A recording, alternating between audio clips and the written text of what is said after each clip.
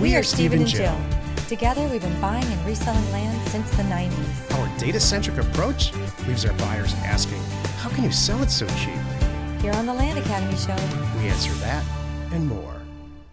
I'm Steve and Jack Butala. And I'm Jill DeWit, and this is the Land Academy Show. This is episode number 2163. Today, Jill and I talk about the simple daily routine that keeps your land business running smoothly.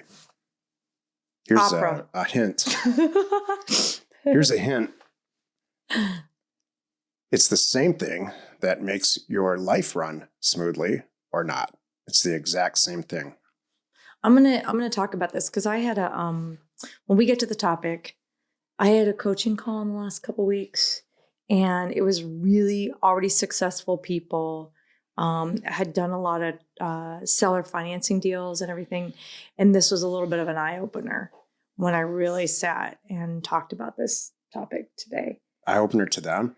Yeah, that they thought they were doing it. I'm like, you're not. You need to do this better, and I helped with that.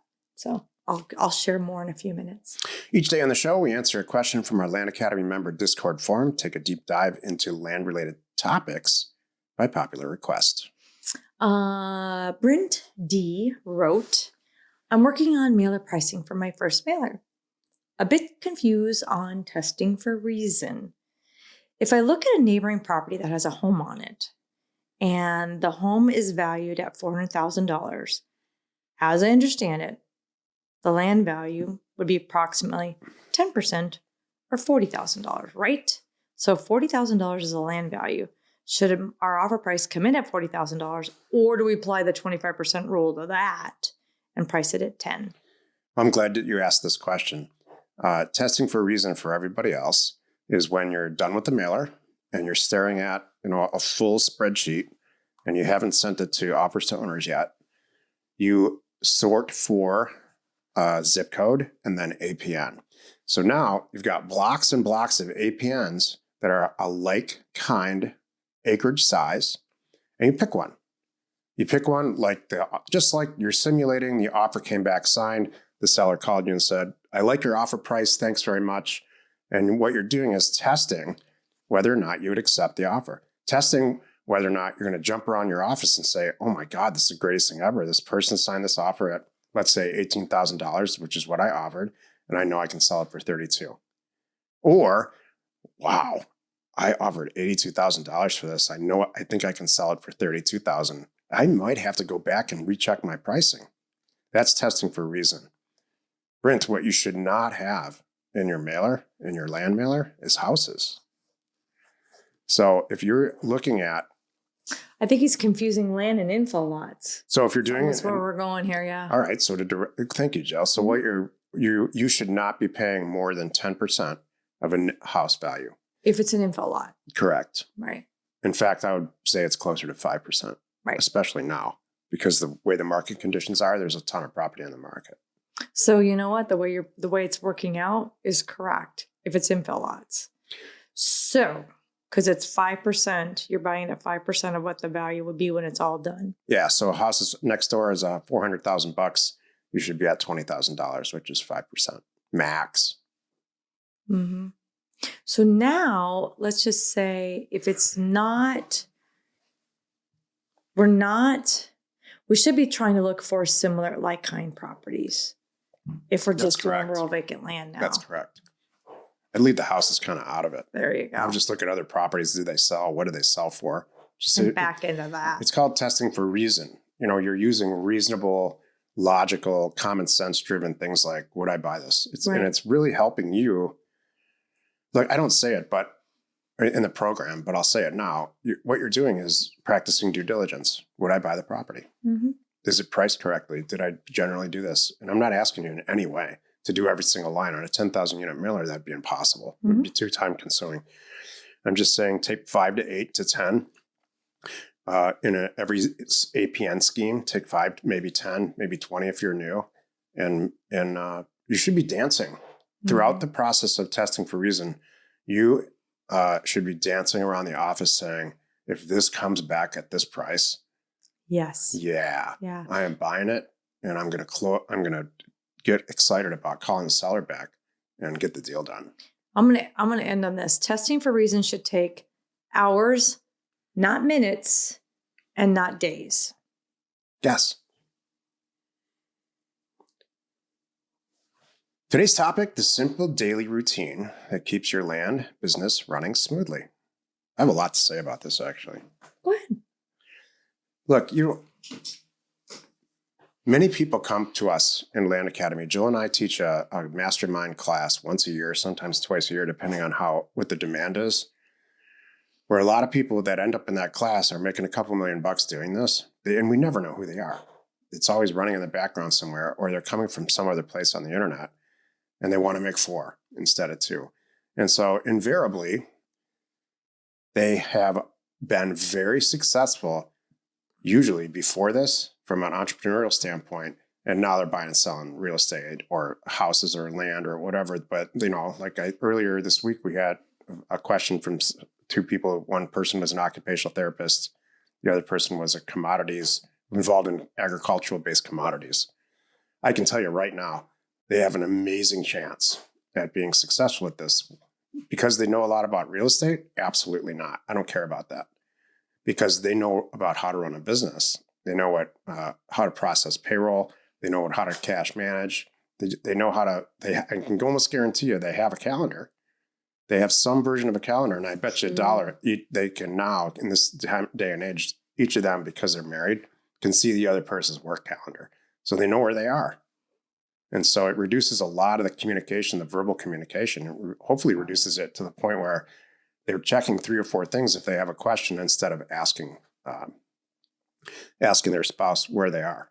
They know where they are. You can see it in the calendar. So the daily routine scenario should be happening in your life anyway. And I hope you have one. Yesterday we talked about, your high school experience and going to a class that you hate. That's just part of it. Doing stuff, probably half of what you do as a new entrepreneur, maybe more, you're going to hate. Some of it you're just going to loathe. And then there's going to be a couple of fun things. So we all have personal ways. Hopefully we have personal ways to deal with that. Jill has a reward system that's not my favorite thing. I revel in stuff in my calendar, doing it, not thinking about it, not having an emotion about it, and that's it. Jill and I literally put our time together, our social time together, in the calendar. So, we know usually around 4 o'clock, 3 or 4 o'clock on Friday, that's our time to go horse around and meet our friends and do stupid stuff. And so an hour before that, I can hear her in her office, the lights are turning off and all of it. We just know what's going to happen. We have a routine. But I will say this, and then I'm sure Jill has some stuff to say too. Whatever you're doing in your life, whatever you're doing, I want you to know why. Why am I working at the post office when I'm 28 years old? I mean, really sit down with yourself and ask yourself why. Why am I watching this sitcom on Thursday at 8 p.m. instead of X? That's really good. Why is my kid failing math? Why do I hate this so much, but I love this other thing over here? If you love going out and drinking with your friends, maybe you should buy a bar. I'm not joking. I'm not joking in any way. If you hate doing your taxes, we just got done with doing our taxes, and I personally can't stand it, which is why I have somebody else in the end file the return for us. So I just do the numbers, the bookkeeping. Then don't be an accountant. I love your why. That was great. That was really good. The only thing I was going to add to the daily routine, it's clearly about the calendar. We got that out of the way. That's who we are, how we roll. But one thing that I do, and I don't think you do this, so I'm going to ask you, I always go to bed the night before planning. I have a mental thing in my day. I kind of look at my day. I kind of think about how I'm going to get up and what's first on my calendar. Maybe there's nothing on my calendar. I always know that going to bed the night before because it just kind of helps me ease into that next morning. I know what's going on. Do you do that, or do you just wake up every time and then look at the calendar? On certain days when I know there's stuff, like Thursday specifically, Thursdays are a huge work day. I will check. You see do. if there's anything new, and I will make adjustments. So if what, they you'll do. look the night before, or do you look Thursday The morning? night before. Okay, got it. No, on Thursday morning, it's too late. Okay. And if it's Thursday morning, I'm in now. Got it. And whatever it says to do it, I'm just going to do it. Got it. So yeah, interesting. I'm trying to think what else I was going to say. See, let me real quick, and then Yeah. I want this is such an important topic. It really is. It's all about the calendar. What's your daily routine? Let's just say it is. We both have a methodology. That's my point. Have a method. If you have no real plan and you don't know exactly what's happening and why you're doing something and how it's going to end or at where you're going to be when you're 48 years old or any of that, that's not good. No. This is going to be a very huge adapting period for you to survive in a market like this. Mm-hmm.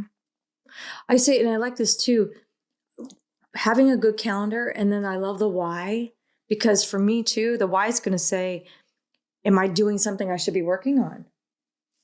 Like, why am I doing this tomorrow? Is it going to bring in more money, or is this a waste of my time? That I think is huge. If you've never done a mailer before and it says in your mailer, in your calendar that it's supposed to take a week and this is the amount, this is not, I have my W-2 job over here, I have my family over here, and I'm supposed to spend 8 hours doing this mailer and get it done. In fact, I'm going to give myself 16 hours. I'm going to spread it out. And then it's 4 months later. That's a huge fail. Mm-hmm. And the only reason that you're not doing it is because something else came up, and you should have a contingency plan for that. There's another gap of time. Now, I'm not going to watch football. I'm going to actually get it done. Yeah. That's what this takes. People don't want to talk. People don't want to talk about this topic. There's like 6 people listening to this still right now. True. This is the ugly truth about being successful. It is. I told someone, I can end on this for me. I just had a discussion with someone in the last 10 days where I said, look, you're going to have to put your head down. This is going to be your life. But if you could put your head down, not spend your profits, just keep buying and selling property, saying no to a lot of fun stuff for 2 years, wait till you see what happens at the end of you'll be 2 done. years. You'll have a system in place and you'll be done financially for the rest of your life. Yeah. So, but like you said, it's the ugly truth, but it's what it takes. Really, really organized. Mm-hmm. You should be able to answer yourself or anybody else, just for sake of argument, when the question comes up, why are you doing this right now? What are you doing?